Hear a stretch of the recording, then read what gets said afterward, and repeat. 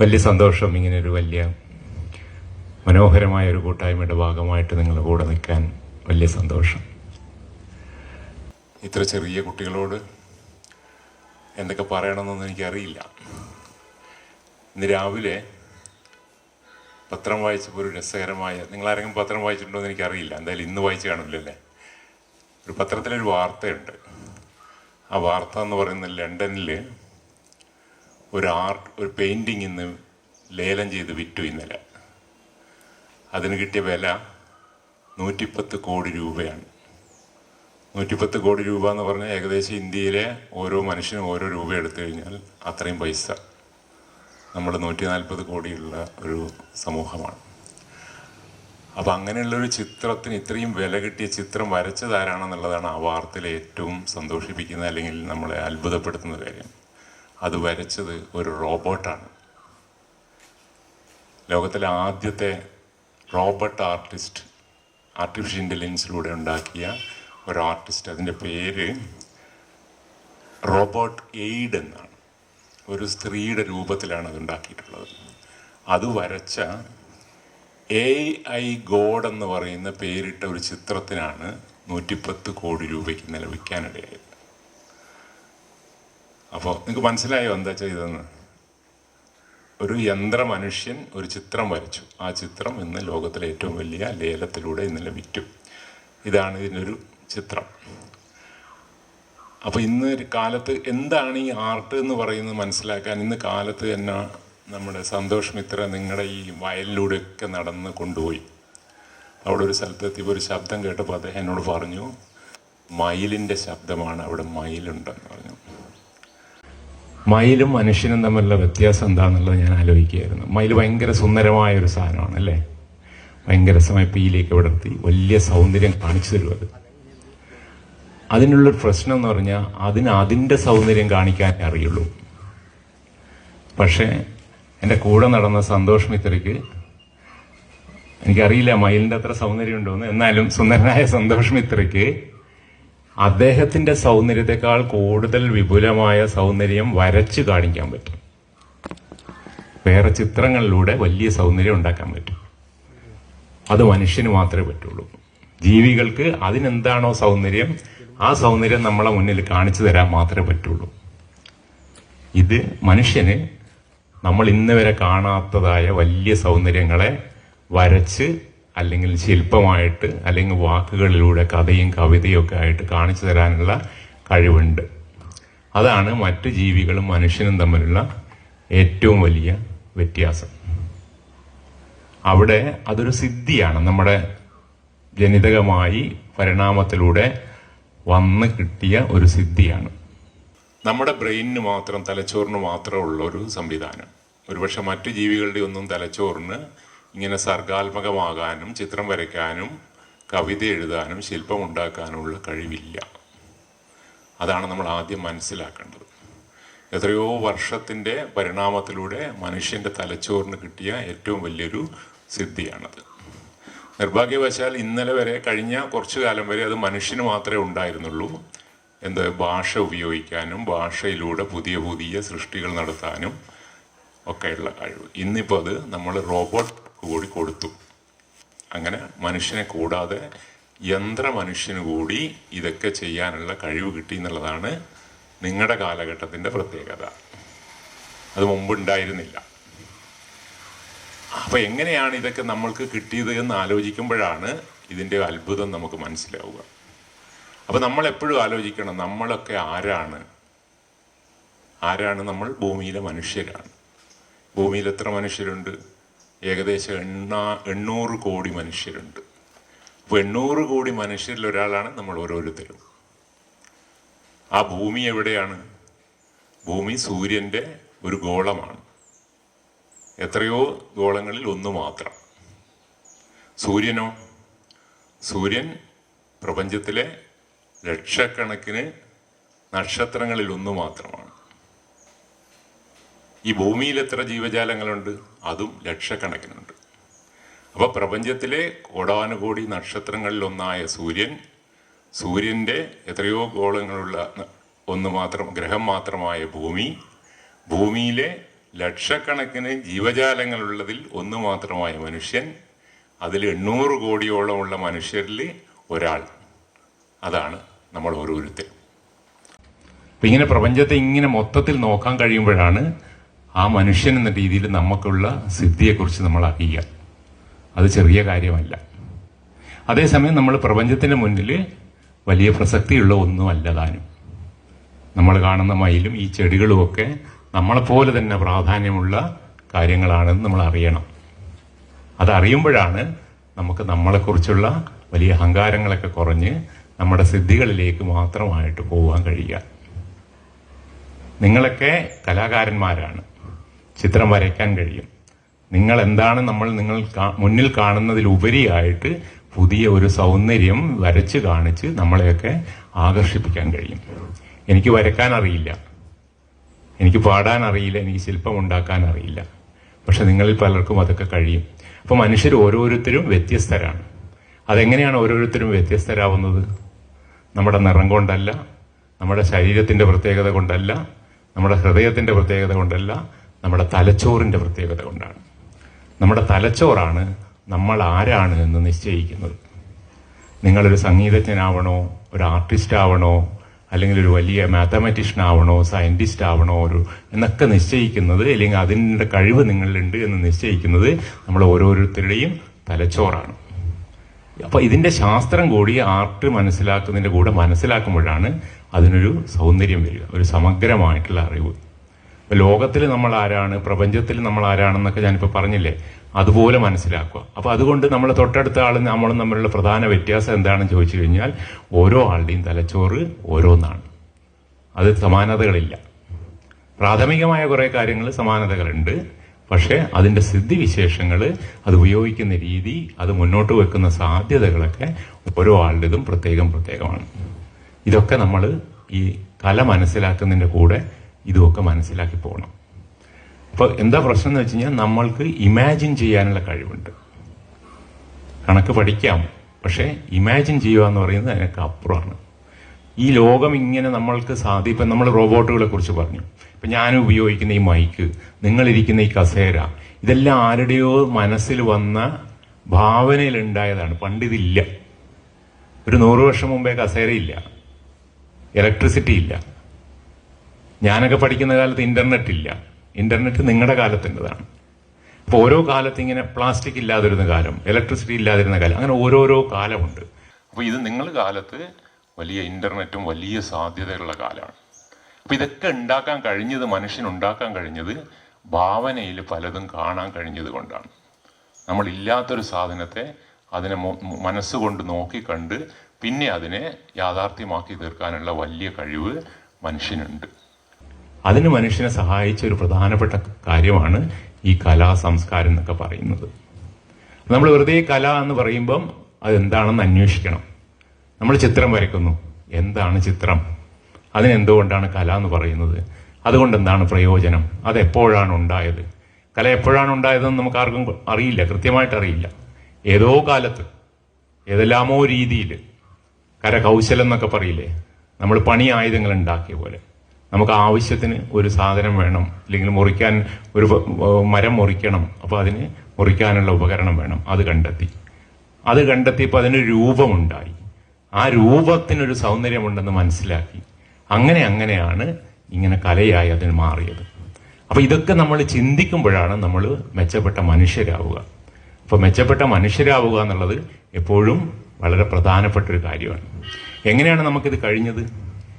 മനുഷ്യൻ പരിണാമത്തിലൂടെ എഴുന്നേറ്റ് നിൽക്കാൻ തുടങ്ങി, 2 കാലിൽ നിൽക്കാൻ തുടങ്ങി. മറ്റു മൃഗങ്ങളെല്ലാം 4 കാലിലല്ലേ, നമ്മൾ 2 കാലിൽ നിൽക്കുന്നു. 2 കാലിൽ നിൽക്കാൻ പറ്റിയപ്പോൾ കിട്ടിയ ഗുണം എന്താ? കൈകൾ സ്വതന്ത്രമായി. 2 കൈകൾ സ്വതന്ത്രമായി. ആ കൈകളിലൂടെ നമുക്ക് പലതും ചെയ്യാൻ സാധിക്കുന്നു. അങ്ങനെ കൈകൾ സ്വതന്ത്രമായപ്പോഴാണ് നമ്മൾ കലയും അല്ലെങ്കിൽ മറ്റു പലതിലേക്കും നമുക്ക് സ്വാതന്ത്ര്യം കിട്ടിയത്. അപ്പോൾ കൈകൾ എന്ന് പറയുന്നത് വളരെ പ്രധാനപ്പെട്ടതാണ്. കൈകൾ കൊണ്ടാണ് നിങ്ങൾ ചിത്രം വരയ്ക്കുന്നത്, സന്തോഷ് ചിത്രം വരയ്ക്കുന്നത്. അപ്പൊ ആ കൈകൾ എന്ന് തൊട്ടാണ് മനുഷ്യന്, അല്ലെങ്കിൽ മനുഷ്യൻ എന്ന ജീവിക്ക് സ്വതന്ത്രമായി കിട്ടിയത്. അന്ന് തൊട്ടാണ് നമ്മൾ ഒരുപാട് കാര്യങ്ങൾ പുതിയതായിട്ട് ചെയ്യാൻ തുടങ്ങിയത്. കൈകൾ എന്ന് പറയുമ്പം എനിക്കറിയാം, പ്രയർ ഹാൻഡ് എന്ന് പറഞ്ഞിട്ട് വലിയ ചിത്രമുണ്ട്. ആൽബർട്ട് എസ് എ ഡ്യൂറൻ എന്ന് പറയുന്ന ജർമ്മനിയിലെ വലിയൊരു പെയിന്ററായിരുന്നു. അയാൾ പെയിന്ററായതിൻ്റെ പുറകിൽ ഒരു കഥയുണ്ട്. അയാളുടെ അച്ഛൻ 15-ാം നൂറ്റാണ്ടിലാണ്. 15-ാം നൂറ്റാണ്ട് എന്ന് പറയുമ്പോൾ എപ്പോഴാണെന്നറിയോ? ഇത് 21-ാം നൂറ്റാണ്ട്. അപ്പോൾ ഏകദേശം 500 കൊല്ലങ്ങൾക്ക് മുമ്പേ. അയാളൊരു സ്വർണ്ണപ്പണിക്കാരൻ്റെ മകനായിരുന്നു. പക്ഷെ അവർ ആ വീട്ടിൽ 18 കുട്ടികളുണ്ടായിരുന്നു. ഈ 18 കുട്ടികളിലെ ഏറ്റവും മുതിർന്ന 2 കുട്ടികൾ, അവർക്ക് ഭയങ്കരമായിട്ട് ദാരിദ്ര്യമാണ്. 18 കുട്ടികളുടെ വീട്ടിൽ എങ്ങനെയാണ് ജീവിക്കുക? ഭയങ്കര പ്രയാസം, അതും അന്നത്തെ കാലത്ത്. അപ്പൊ അതിലെ മുതിർന്ന 2 പേർക്ക് ആഗ്രഹം, അവർക്ക് ആർട്ട് പഠിക്കണം. പക്ഷെ അവർക്ക് അറിയാം അതൊന്നും അവരുടെ പേരൻസ് വിചാരിച്ചാൽ അതൊന്നും കഴിയില്ല എന്ന് അവർക്കറിയാം. ആരെങ്കിലും ഒരാൾക്കെങ്കിലും പഠിച്ചാലോ എന്ന് അവരാലോചിച്ചു. അവരൊരു ഞായറാഴ്ച നമ്മളെ കോയിൻ എടുക്കൂലേ, നാണയം എടുത്തിട്ട് ടോസ് ചെയ്തു 2 പേരുടെ പേര്. അതിൽ 2 പേരിൽ ആരെങ്കിലും ഒരാൾക്ക് പോവാം, ആരെ ടോസ് വീഴുന്നു അയാൾക്ക് പോവാമെന്ന് വിളിച്ചു. ആൽബർട്ടും ആൽബ്രട്ട്സുമാണ്.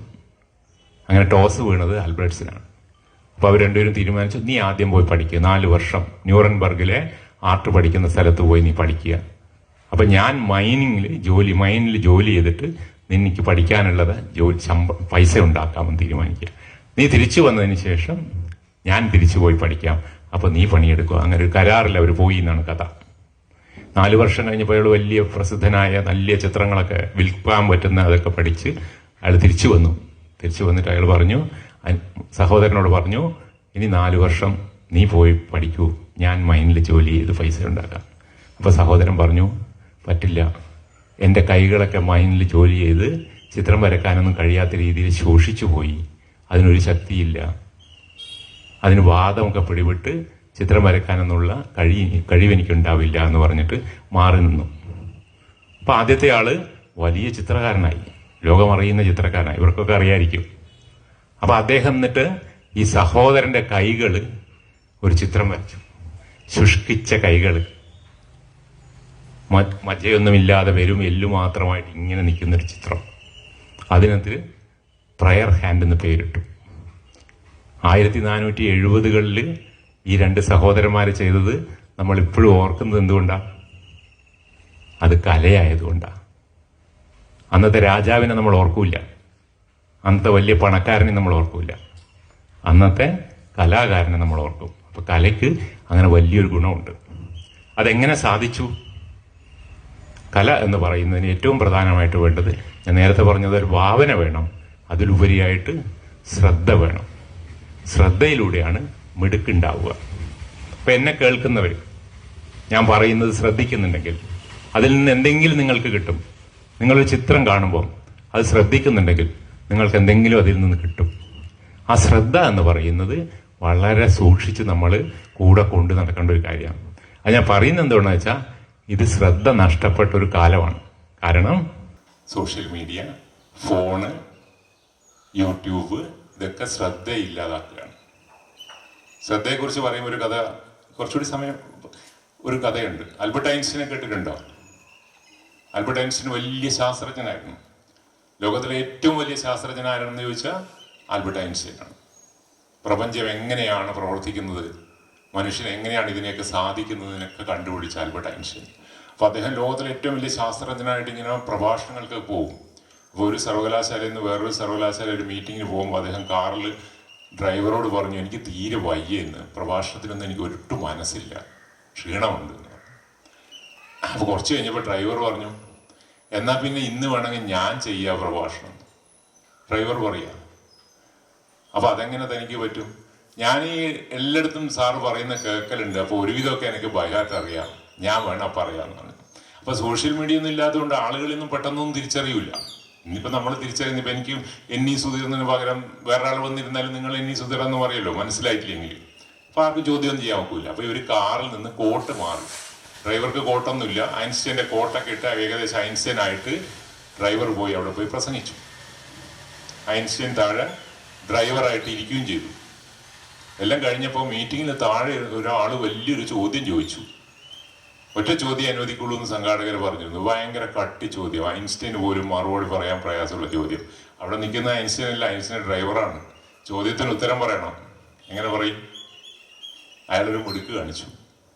ഓ, ഈ ചോദ്യം എന്ത് വലിയ ചോദ്യം, എൻ്റെ ഡ്രൈവർ പോലും അതിൻ്റെ ഉത്തരം പറയുന്നു പറഞ്ഞു. എന്നിട്ട് പറഞ്ഞു, ആ ഡ്രൈവറോട് ഇങ്ങ് വരാൻ പറ. അപ്പോൾ താഴെ ഇരിക്കുന്ന ഡ്രൈവർ മുകളിൽ വന്നിട്ട് അതിന് ഉത്തരം പറഞ്ഞു. ആരായിരുന്നു ഡ്രൈവർ? ഐൻസ്റ്റീൻ. അപ്പൊ എന്തുകൊണ്ടാണ് ഞാൻ പറഞ്ഞു വന്ന കഥയുടെ രസം എന്താന്ന് വെച്ച് കഴിഞ്ഞാൽ, എങ്ങനെയാണ് ആൽബർട്ട് ഐൻസ്റ്റീനെ പോലെ ഇത്രയും വലിയൊരു ശാസ്ത്രജ്ഞന്റെ ആ സിദ്ധി മനസ്സിലാക്കിയിട്ട് ഒരു സ്റ്റേജിലെങ്കിലും ഒരു ഡ്രൈവർക്ക് പറയാൻ കഴിഞ്ഞത്? അയാൾ കൂടെ ഡ്രൈവ് ചെയ്ത് പോകുമ്പോൾ അല്ലെങ്കിൽ പ്രസംഗിക്കാൻ കേൾക്കുമ്പോൾ എല്ലാം ഇത് കേട്ടുവെച്ചിരുന്നു. അയാൾക്ക് റിലേറ്റിവിറ്റി തിയറിയും പ്രപഞ്ചം ഉണ്ടായതൊന്നും അറിയില്ല, പക്ഷേ അദ്ദേഹം പറഞ്ഞത് മുഴുവൻ അയാൾ ശ്രദ്ധിച്ചിരുന്നു. ഈ ശ്രദ്ധ എന്ന് പറയുന്നത് വളരെ പ്രധാനമാണെന്ന് പറയാനാണ് ഞാൻ ഈ കഥ പറഞ്ഞത്. അപ്പൊ ഇങ്ങനെ ശ്രദ്ധയിലൂടെയാണ് നമ്മൾ കാര്യങ്ങൾ മനസ്സിലാക്കുക.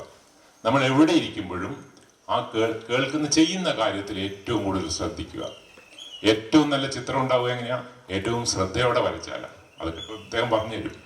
അപ്പൊ അത് വളരെ പ്രധാനപ്പെട്ടാണ്. ഭാവന മാത്രം ഉണ്ടായ പോരാ, ചെയ്യുന്ന കാര്യങ്ങളിലുള്ള ശ്രദ്ധ ഞാൻ പറയാൻ കാരണം, ഇന്നത്തെ കാലത്ത് രണ്ട് കാര്യങ്ങളാണ് നമ്മൾ നഷ്ടപ്പെടുന്നത്.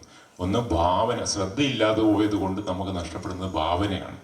നമ്മൾ ഒന്നിൽ നിന്ന് ഒന്നിലേക്ക് ഇങ്ങനെ മെല്ലെ മെല്ലെ മാറി മാറി ഫോണിൽ ഇങ്ങനെ, നിങ്ങൾക്ക് തുടങ്ങിയെന്ന് എനിക്കറിയില്ല, ഇങ്ങനെ ക്ലിക്ക് ചെയ്ത് പോകും. അപ്പൊ അത് വേറെ ഏതോ തലത്തിലേക്ക് എത്തും. നമ്മളൊന്നും മനസ്സിലാവില്ല. എല്ലാം അറിഞ്ഞു എന്നുള്ളൊരു തോന്നൽ മാത്രം ഉണ്ടാവും. എന്തുകൊണ്ടാണ് വായിക്കണം എന്ന് പറയുന്നത്? വായന എന്ന് പറയുന്നത് നമുക്ക് നമ്മളെ ജീവിതം എന്ന് പറയുന്നത് ഒരാളുടെ ജീവിതമാണ്. എനിക്ക് എൻ്റെ സുധീർ എന്ന് പറയുന്ന ജീവിതം മാത്രമേ കിട്ടുള്ളൂ. 10-70 വർഷം അല്ലെങ്കിൽ അതിൽ കുറഞ്ഞ വർഷം നമ്മൾ എന്താണോ എൻ്റെ കൂടെയുള്ള ജീവിതം അതേ കിട്ടുള്ളൂ. എൻ്റെ കൂടെയുള്ള സുഹൃത്തുക്കൾ, ഇപ്പം നിങ്ങളിവിടെ വന്നത്, ഇതൊക്കെയാണ് എൻ്റെ അനുഭവം. അതിനപ്പുറത്തൊന്നുമില്ല. ഒരു ചിത്രകാരൻ്റെ അനുഭവം എനിക്ക് കിട്ടൂല, ഒരു ഡോക്ടറുടെ അനുഭവം എനിക്ക് കിട്ടൂല. പക്ഷെ ഞാനൊരു ഡോക്ടറെ കുറിച്ചുള്ള ഒരു നോവൽ വായിക്കുമ്പോൾ ഒരു ഡോക്ടർ എങ്ങനെയാണ്, അയാളുടെ ജീവിതം എങ്ങനെയാണ്, അതൊക്കെ എനിക്ക് മനസ്സിലാവും. അപ്പൊ സാഹിത്യം വായിക്കുമ്പോൾ ഏറ്റവും വലിയ ഗുണം അങ്ങനെയാണ്. അപ്പൊ അത് മനസ്സിലാവണമെങ്കിൽ നമ്മൾ സാഹിത്യം വായിക്കണം. വായന കലയിലെ ഏറ്റവും പ്രധാനപ്പെട്ട ഒന്നാണ്. ചിത്രം വരയ്ക്കുന്നത് പോലെ അപ്പൊ ചിത്രകാരന്മാരും വായിക്കണം. വായിക്കുന്നതുകൊണ്ട് നമുക്ക് ഇതൊക്കെ മനസ്സിലാക്കാൻ പറ്റുന്നത്. അപ്പോൾ വായന എന്ന് പറയുന്നത് നമ്മുടെ ബ്രെയിനിനെ, നമ്മുടെ തലച്ചോറിനെ ഏറ്റവും വലിയ ശ്രദ്ധയിലേക്ക് എത്തിക്കാൻ പറ്റുന്ന ഒരു കഴിവാണ്. അപ്പൊ നിങ്ങൾ ചിത്രകലയും മറ്റതൊക്കെ പ്രവർത്തിക്കുന്നതോടൊപ്പം നല്ല നല്ല പുസ്തകങ്ങൾ വായിച്ച് ലോകത്തെ അറിയണം. പുസ്തകങ്ങളിലൂടെയാണ് നമ്മൾ ഇതെല്ലാം മുന്നോട്ട് കൊണ്ടുപോയത്. ശാസ്ത്രത്തെയും കലയും ഒക്കെ. ഇപ്പൊ കലാകാരന്മാരുടെ ജീവിതമൊക്കെ നമ്മൾ വായിക്കും. അപ്പൊ അവരെങ്ങനെയായിരുന്നു ജീവിച്ചതെന്ന് മനസ്സിലാവും. അങ്ങനെ മനസ്സിലാവുമ്പോൾ മാത്രമാണ് നമുക്കറിയാം. നിങ്ങൾക്ക് അറിയുമെന്നറിയില്ല, നമ്മളെ ആർട്ടിസ്റ്റ് നമ്പൂതിരി എന്ന് പറഞ്ഞിട്ട് ഇവിടെ ഒരു മലപ്പുറത്തിനടുത്തൊരു വലിയ ചിത്രകാരനുണ്ടായിരുന്നു. ഇപ്പൊ 98-ാമത്തെ വയസ്സിൽ 2 കൊല്ലം മുന്നേ മരിച്ചുപോയി. അദ്ദേഹമായിട്ട് ഞാൻ സംസാരിക്കുമ്പോൾ അദ്ദേഹം മുറ്റത്ത് ചെറിയ കുട്ടിയായിരിക്കുമ്പോൾ മഴ പെയ്യുമ്പം മുറ്റം ഇങ്ങനെ നനഞ്ഞു കിടക്കുമ്പോൾ അതിനകത്ത് ഈർക്കിലി കൊണ്ട് ചിത്രം വരച്ചിട്ടാണ് തുടങ്ങുന്നത്. ഒരു 3 വയസ്സ് 4 വയസ്സൊക്കെ ഈർക്കിലി എന്ന് പറഞ്ഞാൽ അറിയാം. അപ്പം മുറ്റത്ത് മുറ്റത്ത് ഈർക്കിലി കൊണ്ട് ചിത്രം വരയ്ക്കും. വെയിൽ വരുമ്പം ചിത്രം ഇല്ലാതാവും. കാരണം നനവിൽ മാത്രമല്ലേ നിൽക്കുള്ളൂ. അപ്പം എന്തായി, അമ്പലത്തിൻ്റെയും ചുമരിൽ കരിക്കട്ട കൊണ്ട് ചിത്രം വരച്ചു. അങ്ങനെ ഈർക്കിലി കൊണ്ടും കരിക്കട്ട കൊണ്ടും ചിത്രം വരച്ച ആള് ഇന്ത്യ മുഴുവൻ അറിയുന്ന വലിയ ചിത്രകാരനായി പിന്നീട് മാറി. പക്ഷെ അദ്ദേഹത്തിന് വായിക്കാൻ അറിയാം, എഴുതാൻ അറിയില്ലായിരുന്നു. എഴുതാൻ പറഞ്ഞു കഴിഞ്ഞാൽ നോക്കി വരക്കാനേ പറ്റുള്ളൂ. കാരണം സ്കൂളിൽ പോകാൻ പറ്റിയിട്ടില്ല. അപ്പൊ ഏത് തരത്തിൽ നമ്മൾ ജീവിച്ചാലും നമ്മളുടെ ഉള്ളിലൊരു കഴിവുണ്ടെങ്കിൽ അതിന് നമ്മൾക്ക് മുന്നോട്ട് കൊണ്ടുപോകാൻ കഴിയണമെങ്കിൽ എന്ത് വേണം? നമ്മളത് ശ്രദ്ധയോടെ അതിൻ്റെ പുറകെ നടക്കണം. അത് നമ്മുടെ കൂടെ വേണമെന്നുള്ള ഒരു ചിന്ത വേണം. അപ്പൊ നമ്മൾക്ക് കിട്ടിയ ലോകത്തെക്കാൾ മെച്ചപ്പെട്ട ഒരു ലോകം സൃഷ്ടിക്കാൻ, നമ്മൾ കണ്ട ചിത്രങ്ങളെക്കാൾ നല്ല ചിത്രങ്ങൾ സൃഷ്ടിക്കാൻ, നമ്മൾ കണ്ട ശില്പങ്ങളെക്കാൾ നല്ല ശില്പങ്ങൾ വരയ്ക്കാൻ, നമ്മൾ വായിച്ച പുസ്തകങ്ങളെക്കാൾ നല്ല പുസ്തകങ്ങൾ എഴുതാൻ ഒക്കെയുള്ള ഒരു വലിയ ആഗ്രഹം നമുക്കുണ്ടാവണം. ആ ആഗ്രഹത്തെ മുന്നോട്ട് കൊണ്ടുപോകാനുള്ള ഒരു ശ്രദ്ധയും ആ സാഹചര്യം ഉണ്ടാവണം. അത്തരത്തിലുള്ള വലിയൊരു സാഹചര്യം ഒരുക്കിയിരുന്നു എന്നുള്ളതാണ് ഈ നിറച്ചാർത്തിന്റെ ഏറ്റവും വലിയ പ്രധാനം. ഇന്നിപ്പോൾ ഏതെങ്കിലും നാട്ടുപുറത്ത്, കേരളത്തിലെ ഏതെങ്കിലും നാട്ടുപുറത്ത് ഇങ്ങനൊരു സാഹചര്യം ഉണ്ടെന്ന് ഞാൻ കരുതുന്നില്ല. വരുമ്പോൾ ഉണ്ടായതിനേക്കാൾ എത്രയോ വലിയ അത്ഭുതത്തോടെ ഞാൻ തിരിച്ചു പോകുന്നത്. ഇത്രയധികം കുട്ടികൾ ശ്രദ്ധയോടെ ഈ ദിവസങ്ങളിൽ വന്നിട്ട് 8-9 വർഷമായിട്ട് ഇതിവിടെ നടക്കുന്നു എന്ന് പറയുന്നത് വലിയ കാര്യമാണ്. അപ്പം നമ്മുടെ ചുറ്റുപാടുകളെ മനസ്സിലാക്കണം. നമ്മൾ ഏത് സാഹചര്യത്തിലാണ് നമ്മൾ കടന്നു പോകുന്നത്. അപ്പം നാളെ ഇത്തരത്തിലുള്ള നിറച്ചാർത്ത് എന്ന് പറയുന്ന പോലുള്ളതിൻ്റെ വലിയ വലിയ സന്ദർഭങ്ങളും സാധ്യതകളും നിങ്ങൾ വലുതാവുമ്പോഴും ഉണ്ടാക്കണം. അപ്പം ഇപ്പം നമ്മളിവിടെ ഇരിക്കുമ്പോൾ നമ്മൾ ഓർക്കേണ്ടതാണ്, ഇതിലും വലുതാക്കാൻ, ഇതിലും നല്ലത് ചെയ്യാൻ എനിക്ക് കഴിയണം, അല്ലെങ്കിൽ ഞാനതിന് ശ്രമിക്കും എന്നുള്ള ഒരു ചിന്ത ഉണ്ടാവണം. ഇങ്ങനെയുള്ള ചിന്ത ഉണ്ടാവുന്നതിന്റെ പേര് കൂടിയാണ് സംസ്കാരം എന്ന് പറയുന്നത്. അതിന് നമ്മളെല്ലാം പറയും സംസ്കാരമുള്ള മനുഷ്യർ. നിങ്ങൾ മനസ്സിലാക്കാൻ തുടങ്ങിയതേ ഉള്ളൂ, ചെറിയ കുട്ടികളല്ലേ. പക്ഷെ എന്നാലും നമ്മൾ പറയും സംസ്കാരം. എന്താണ് സംസ്കാരം എന്ന് വെച്ച് കഴിഞ്ഞാൽ, നമ്മൾ ആരും ഒറ്റയ്ക്ക് ഇവിടെ ജീവിക്കാൻ പറ്റില്ല. നമ്മളെല്ലാം പരസ്പരം അങ്ങോട്ടും ഇങ്ങോട്ടും സഹായിച്ചും കൊടുത്തും വാങ്ങിയും ജീവിക്കേണ്ട സാമൂഹ്യ ജീവി എന്ന് പറയും. ആ സാമൂഹ്യ ജീവി ആയതുകൊണ്ടാണ് നമുക്കിതൊക്കെ കെട്ടിപ്പടുക്കാൻ പറ്റിയത്. നമുക്ക് കെട്ടിടം ഉണ്ടാക്കാൻ പറ്റി, നമുക്ക് ശാസ്ത്രം ഉണ്ടാക്കാൻ പറ്റി, ഞാൻ നേരത്തെ പറഞ്ഞ പോലുള്ള വലിയ വലിയ ചിത്രങ്ങൾ ഉണ്ടാക്കാൻ പറ്റി, അവരെയൊക്കെ നമുക്ക് ഓർക്കാൻ പറ്റി. ഇപ്പോൾ 16-ാം നൂറ്റാണ്ടിൽ വരച്ച ആളിനെ കുറിച്ച് നമ്മളിവിടെ ഓർക്കുന്നത് എന്തുകൊണ്ടാണ്? നമ്മളത് എഴുതി വെക്കുകയും അത് രേഖപ്പെടുത്തി പുസ്തകമാക്കി അത് സൂക്ഷിച്ചു വെച്ച് ഇന്നും ആ ചിത്രങ്ങൾ ലോകത്തിന്റെ മുന്നിലുണ്ട്. അതിൻ്റെയൊക്കെ റിപ്ലിക്ക നിങ്ങളിവിടെ ഈ ടൗണിലെല്ലാം പലയിടത്തും വരച്ചു വെച്ചിട്ടില്ലേ? അപ്പൊ അതൊക്കെ സാധിക്കുന്നത് അത് സംരക്ഷിച്ചു വെക്കുക എന്ന് പറയുന്ന വലിയ ഉത്തരവാദിത്വം നമ്മൾ ഏറ്റെടുത്തുകൊണ്ടാണ്.